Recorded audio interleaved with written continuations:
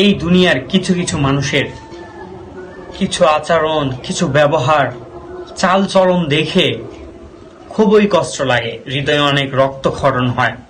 Dumb আর অহংকারে সর্বদাই তারা নিমজ্জিত থাকে।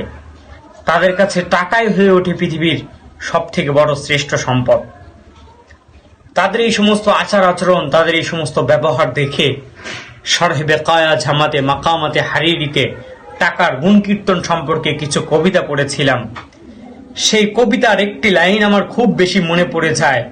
কবি বলেছিলেন, লাউলাত তুকা লাকুলতু জাল্লাত কুদরতুহ, যদি খোদাভীতি না থাকতো তাহলে বলতাম টাকায় হচ্ছে সুমহান ও শক্তিশালী। এমনটি কখনোই হওয়া উচিত নয়, এমনটি কখনো হওয়া উচিত নয়।